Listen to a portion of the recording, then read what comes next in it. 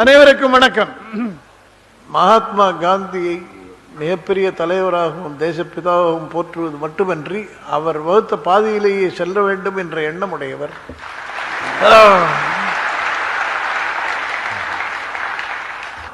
சொல்ல வந்ததை வெட்டு 1 துண்டு 2ன்னு சொல்லிடுவார். அதில் இவா என்ன நினைச்சுப்பா நினைச்சா அதெல்லாம் அனாவசியம் இருக்கு. நான் என்ன நினைச்சுப்பேன் என்ன கவலைப்பட மாட்டாரு. இன்றைய அரசியல் நிலை பற்றி பழ கருப்பை அவர்கள் பேசுவார். கருணாநிதியினுடைய எழுச்சியும் சோவினுடைய எதிரெழுச்சியும் ஒரே நேர்கோட்டில் நிகழ்பவை.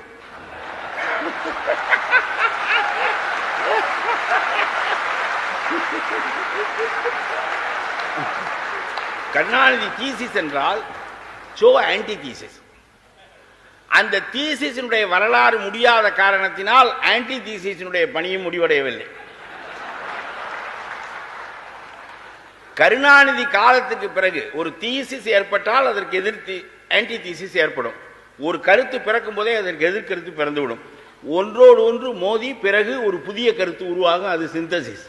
ஆக தீசிஸ் கருணாநிதி ஒரு bad trend setter. Antithesis so.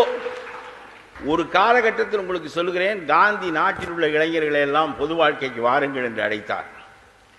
நாட்டில் உள்ள யோக்கியனெல்லாம் இந்த கிழவன் நம்மைத்தான் அழைக்கிறான் என்று சொல்லி பொது வாழ்க்கைக்கு வந்தான். நாட்டில் உள்ள அயோக்கியனெல்லாம் இந்த கிழவன் அழைப்பது நம்மை இல்லை என்று சொல்லிவிட்டு ஒதுங்கி கொண்டு விட்டான்.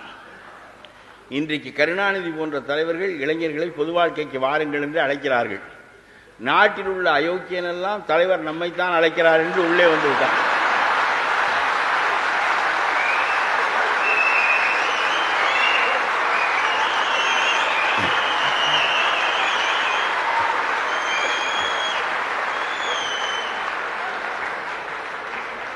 எல்லா தீங்குகளுக்கும் காரணம் அழைப்பவன் யாரோ அவனை பொறுத்து பின்பற்றுபவனின் தகுதி இருக்கிறது.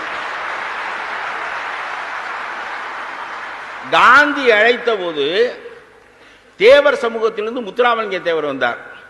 நாடார் சமூகத்திலிருந்து காமராஜர் வந்தார். பிராமண சமூகத்திலிருந்து ராஜாஜி வந்தார். தாழ்த்தப்பட்ட சமூகத்திலிருந்து கக்கன் வந்தார். ரெட்டியார் சமூகத்திலிருந்து ஓபி ராமசாமி ரெட்டியார் வந்தார். ராஜுக்கள் சமூகத்திலிருந்து குமாரசாமி ராஜா வந்தார். இப்படி காந்தி அழைத்த போது ஒவ்வொரு சமூகமும் தன்னிடம் இருக்கின்ற மிக உத்தமமான மிகச்சிறந்த மனிதர்களை பொது வாழ்க்கைக்கு அழைத்தது.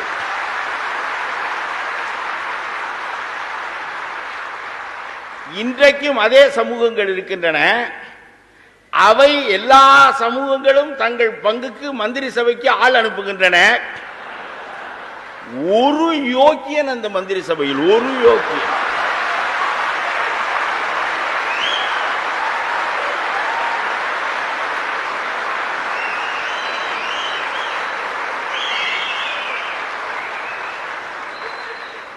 அது சமூகத்தின் குற்றமில்லை.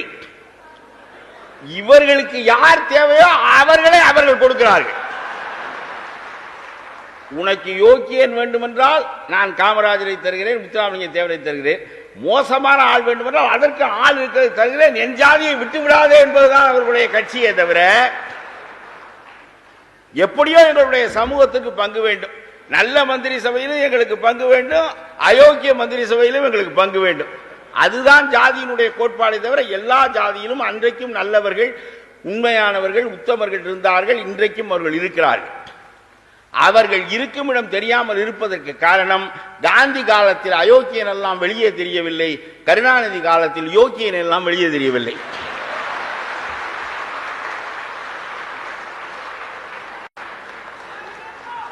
அதுதான் அடிப்படையே தவிர இன்றைய அரசியல் கெட்டுப்போனதற்கு மன்னன் எவ்வழி அவ்வழி குடிகள் என்று தமிழிலே ஒன்று உண்டு.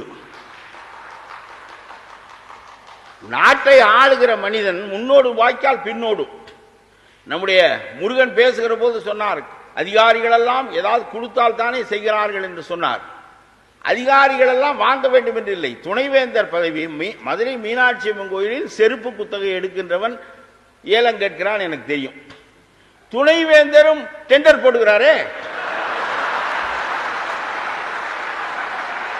குறைந்த ஏலத்தொகை 2 கோடி ரூபாய்.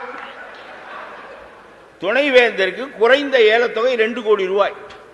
மதுரை மீனாட்சி அம்மன் கோயில் செருப்பு குத்தகை எடுக்கிறவனுக்கும் சென்னை பல்கலைக்கழகத்தின் துணைவேந்தருக்கும் ஏதாவது வித்தியாசம் தெரிகிறதா? செருப்பு குத்தகை எடுக்கிறவனும் துணைவேந்தரும் ஒரு நிலைக்கு வந்து விட்ட பிறகு, கல்வியாளனும் ஒரு செருப்பு பாதுகாக்கின்றவனும் ஒரு நிலைக்கு வந்து விட்ட பிறகு இந்த நாடு என்ன ஆகும்? பழைய காலத்தில் ராவணன் என்றும் இரணியன் என்றும் பேசப்பட்டவர்கள் எல்லாம் எப்படி இருந்தார்கள் என்று நமக்கு தெரியாத காரணத்தினால் நாம் இவர்களெல்லாம் தெரிந்து கொள்ளத்தானே இப்பொழுது கோட்டைக்கு வந்திருக்கிறார்கள்.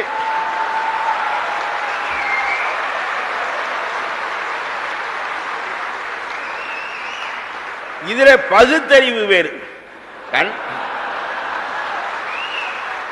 கண்ணதாசன் ரொம்ப நன்றாக ஒரு பாட்டு எழுதினார். பகுத்தறிவை ஊருக்கு வைத்து பணத்தறிவை தனக்கு வைத்து, பகுத்தறிவை ஊருக்கு வைத்து பணத்தறிவை தனக்கு வைத்து தொகுத்துரைத்த பொய்களுக்கும் சோதனைகள் செய்து வைத்து நகத்து நுனி உண்மையின்றி நாள் முழுதும் வேடமிட்டு பிழைத்திருக்கும் அண்மையிலா பேதையரே கவிஞரெனில் நானும் ஒரு கவிஞன் இல்லை, என்பாட்டும் கவிதை இல்லை என்று சொன்னார். ஒரு தரம் கருணாநிதி கண்ணதாசனை நீ எழுதியது கவிதை இல்லை என்று சொல்லிவிட்டார். அதற்கு அவர் சொல்லுகிறார், ஆமாம், பகுத்தறிவு ஊருக்கு பணத்தறிவு உனக்கு, இப்படிப்பட்டவன் தான் கவிஞன் என்றால் நான் கவிஞன் இல்லை, நீதான் கவிஞன் என்று கண்ணதாசன் சொன்னார்.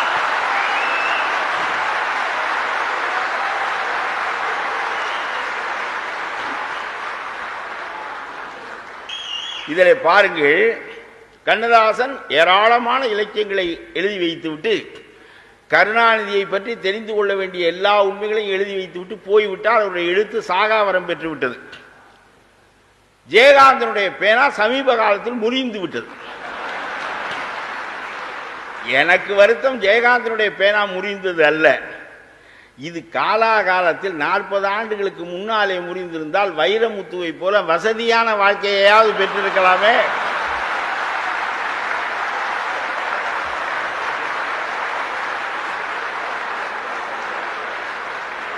கெட்டு போவதற்கு எதற்கு கிளவியாவது வரை காத்திருக்கிறாய்?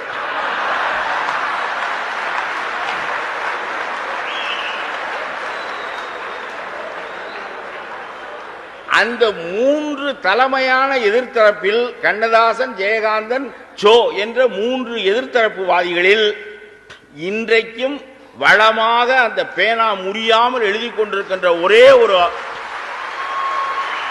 ஆண்மையாளர் சோதான்.